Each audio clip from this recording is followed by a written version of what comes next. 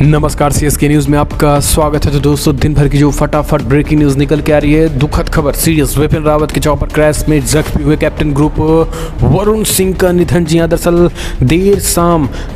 देर देश भर में दी जा रही थी दुआएं, उसके बावजूद भी नहीं बचाई जा सकी जान। दूसरी बड़ी अपडेट में आपको बताएंगे, आतंकियों की मदद से कश्मीर पुलिस पर हमला करने की कोशिश में पाकिस्तान। घाटी में एक्टिव हैं 38 दहशतगर्द। जी हाँ, इनके बारे में आपको बताएंगे। आतंकियों पर टूटा कहर बनकर सेना का। इस बीच सेना ने 3 आतंकियों को ढेर किया। तीसरी बड़ी अपडेट, ग्लोबल कंपनियों में शीर्ष पदों पर भारतवंशियों का दबदबा। फ्रांस के लग्जरी ग्रुप स्नैल की सीईओ बनी भारतीय मूल की नायर लीना। जी हाँ, इनके बारे में आपको बताएंगे तो एक एक करके। इस बीच लद्दाख के गांव में हाई स्पीड इंटरनेट से मिलेंगी चीन को चुनौती। नए दौर के युद्ध में अहम समझिए, यानी कोल्ड वार में चीन को करारा जवाब दे रहा भारत। तो इसके बारे में आपको बताएंगे। इस बीच बड़ी खबर, तानाशाही पर रोक। जिया उइगर मुस्लिमों पर अब नहीं चलेगी चीन की मनमानी। अमेरिका ने जबरन श्रम रोकथाम अधिनियम को किया पारित। बताएंगे इससे कैसे चीन को लगेगा झटका। तो एक एक करके जानेंगे। नागालैंड में आखिर क्यों आपसा हटाने की हो रही मांग, वो हम आपको बताएंगे। वहीं अयोध्या, जी हाँ, काशी के बाद अयोध्या में दिखा बीजेपी के मुख्यमंत्रियों का लगा जमघट। 8 सीएम के साथ रामलला नगरी में पत्नियों संग पहुंचे बीजेपी चीफ। तो एक एक करके बताएंगे, लेकिन उससे पहले छोटा सा अगर आपने चैनल को सब्सक्राइब नहीं किया तो पल पल के अपडेट के लिए चैनल को सब्सक्राइब करना ना भूले। और देश की इंडियन आर्मी के लिए जय हिंद लिखना मत भूलिएगा दोस्तों। दरअसल पहली बड़ी अपडेट निकल के आ रही है, दुखद खबर। सीडीएस विपिन रावत की चॉपर क्रैश में जख्मी हुए ग्रुप कैप्टन वरुण सिंह का निधन। देश भर में दी जा रही थी दुआएं। बीते सप्ताह तमिलनाडु के नीलगिरी जिले में सीडीएस जनरल विपिन रावत की चॉपर क्रैश में जख्मी हुए ग्रुप कैप्टन वरुण सिंह का भी निधन हो गया। इंडियन एयरफोर्स के ग्रुप कैप्टन वरुण सिंह अकेले से सदस्य थे जो घटना के बाद जीवित मिले थे। उन्हें बचाने के तमाम प्रयास किए गए, लेकिन डॉक्टरों की तमाम कोशिश बेकार साबित हुई है। दोस्तों, बुधवार को उन्होंने दम तोड़ दिया। सूत्रों के मुताबिक हेलीकॉप्टर क्रैश हादसे में उनका शरीर 90% से ज़्यादा जल चुका था और उनकी हालत गंभीर बनी हुई थी। हाल ही में उन्हें इलाज के लिए चेन्नई से बेंगलुरु के सैन्य हॉस्पिटल में शिफ्ट किया गया था।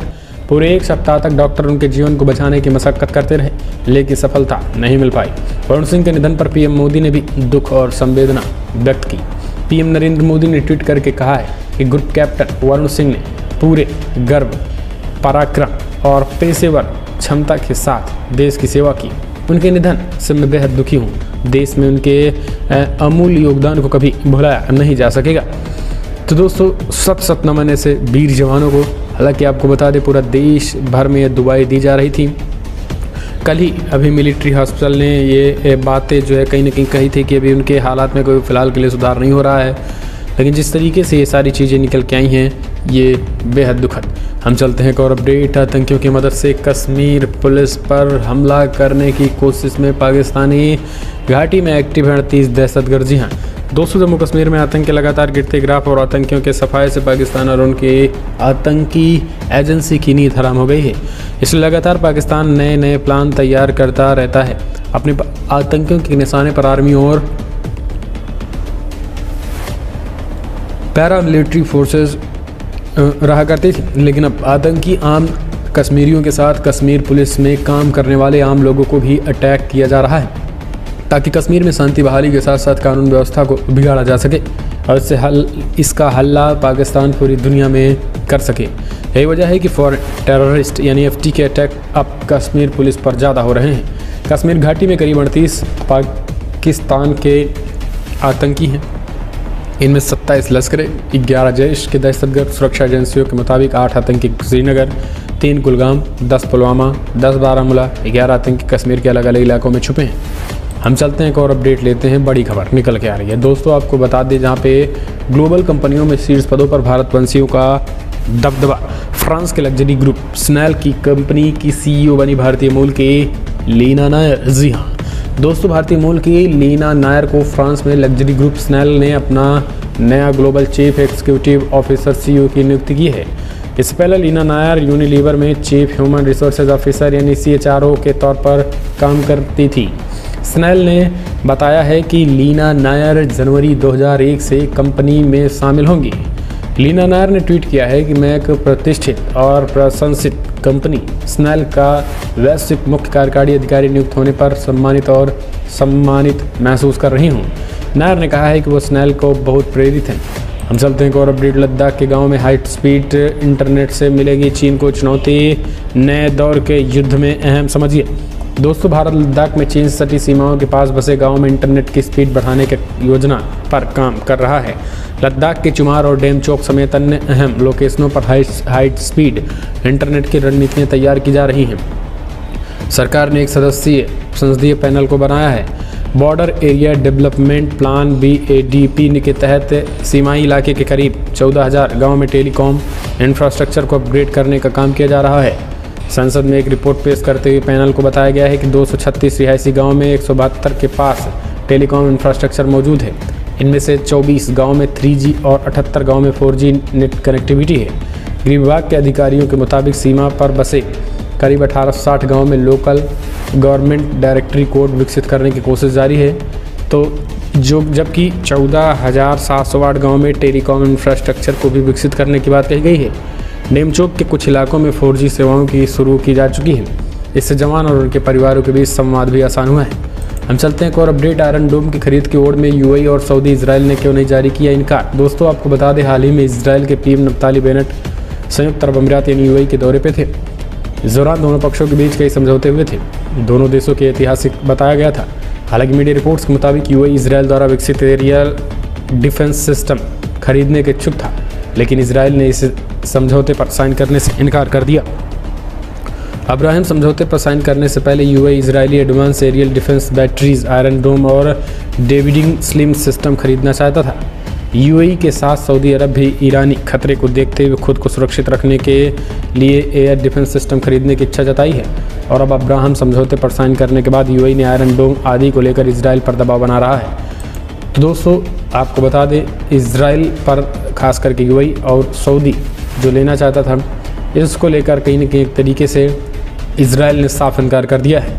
दोस्तों आपको बता दें, खाड़ी देशों से पहले इजराइल का विवाद रहा है। इजराइल ने तमाम तरीके के व्यापार तो सऊदी और खाड़ी देशों से करेगा, लेकिन अपनी उन तकनीकी को बिल्कुल नहीं देगा जिन तकनीकी को देने के बाद इजराइल को ही उसका खामियाजा भविष्य में भुगतना पड़ जाए। इसलिए इस तरीके की डील से तौबा कर लिया इजराइल ने। हम चलते हैं एक और अपडेट लेते हैं। आपको बता दें, काशी के बाद अयोध्या में लगा मुख्यमंत्रियों का जमघट। जी हाँ, सरयू के घाट पर लगी मुख्यमंत्रियों की भीड़। रामलला की नगरी में पत्नियों संग पहुंचे 8 CM। विश्वनाथ धाम के लोकार्पण के मौके पर काशी में जुटे BJP शासित राज्यों के 8 मुख्यमंत्री और 3 उप मुख्यमंत्री पार्टी अध्यक्ष JP नड्डा के साथ पत्नी अयोध्या पहुँच गए हैं। आपको बता दें कि यहाँ से सरयू घाट पर पूजा कर रहे हैं। अयोध्या पहुंचे JP नड्डा ने एयरपोर्ट पर मीडिया से बातचीत में कहा है कि मन में एक तमन्ना थी कि भव्य राम मंदिर बने, और आज खुशी की बात यह है कि करोड़ों भारतवंशियों का सपना पूरा हो रहा है। हम काशी आए थे, वहाँ हम सब की इच्छा थी कि हम रामलला के दर्शन कर इसलिए यहाँ पे आए हैं। अयोध्या पहुँचने पर मध्य प्रदेश के CM शिवराज सिंह चौहान ने कहा कि मेरा सौभाग्य है कि रामलला की जन्मभूमि के अब फिर से दर्शन होंगे। राम मंदिर निर्माण के बाद पहली बार यहाँ आने का अवसर प्राप्त हुआ है। सब सुखी निरोग रहें, सबका मंगल हो। बिहार के उप मुख्यमंत्री तारकिशोर प्रसाद ने कहा है कि प्रभु श्री राम की नगरी अयोध्या में आकर मैं अभिभूत हूँ। PM मोदी ने जिस प्रकार से अयोध्या की पुरानी विरासत को एक गौरव प्रदान किया है, वो हमारे लिए गर्व की बात है। हम चलते हैं एक और अपडेट लेते हैं। तो दोस्तों, तानाशाही पर रोक, उइगर मुस्लिमों पर अब नहीं चलेगी चीन की मनमानी। जी हाँ दोस्तों, आपको बता दें, शिनजियांग उइगर, समझिए इस बात को, चीन में उइगर मुस्लिमों के खिलाफ हो रहे अत्याचार को लेकर के अमेरिका ने बड़ा कदम उठा डाला है। दरअसल US हाउस ऑफ रिप्रेजेंटेटिव ने अनुमोदित जबरन श्रम कोष रोकथाम अधिनियम को मंजूरी देने वाला बिल पारित कर दिया है। आपको बता दें, इसके तहत चीन के शिनजियांग से जबरन श्रम से बने सामानों को आर्थिक रूप से प्रतिबंधित किया गया है, जिसके साथ अमेरिका को बेचा जा सकता है। आपको बता दें, समाचार पत्र ब्लूमबर्ग ने अपनी रिपोर्ट में इस बात की जानकारी दी है। अमेरिका को इस कदम से चीन को बड़े स्तर को झटका लगने की उम्मीद है। शिनजियांग में उइगर मुस्लिमों से जबरन काम करवाया जाता है और इनकार करने पर यातनाएं दी जाती हैं, यहाँ तक कि इन्हें न्यूनतम मजदूरी से भी कम मजदूरी दी जाती है। वहीं उइगर मुस्लिमों पर अत्याचार को लेकर संयुक्त राष्ट्र मानवाधिकार कार्यालय भी जल्द अपनी रिपोर्ट को अंतिम रूप दे देगा। तो एक तरीके से ये सारी चीज़ें हैं। हम चलते हैं एक और अपडेट लेते हैं। बड़ी खबर निकल के आ रही है। आपको बता दें दोस्तों, नागालैंड फायरिंग, जनजातीय निकायों ने जारी किया फरमान, कहा न्याय मिलने तक सेना को नहीं करेंगे सहयोग। सेना का नागालैंड में कोन्याक जनजाति के शीर्ष संगठनों ने नए नियमों की एक फहरिस्त जारी की है, जिनमें सेना के साथ सख्त असहयोग भी शामिल है। साथ ही ये भी कहा गया है कि जब तक 14 नागरिकों की हत्या के मामले में न्याय नहीं मिल जाता है, तब तक लोग इनका पालन करेंगे। दरअसल दोस्तों, जनजाति की शीर्ष संस्था कोन्याक यूनियन के कोन्याक इनुपु योकोखोक ने कहा है, छात्र संघ ने कहा है कि जनजाति के सदस्यों में कहा कि वे किसी भी सेना में भर्ती रैली में भाग न लें, सैन्य बलों की ओर से जारी पैकेज या सहायता न करें। कोन्याक यूनियन ने अपने बयान में कहा है कि भारतीय सैन्य बल के काफिले और कोन्याक की धरती पर गश्ती पर तब तक पूर्ण प्रतिबंध जारी रहेगा जब तक वो मारे गए 14 निर्दोष कोन्याक युवाओं को न्याय नहीं मिलेगा। दोस्तों, जिन युवाओं को गलती से सेना ने एक तरीके से गोली चलाई, जिन पर वो कोन्याक समुदाय के थे और वो मांग कर रहे हैं इस पर कड़ी कहीं न कहीं तरीके से जांच हो और उस पर कार्रवाई की।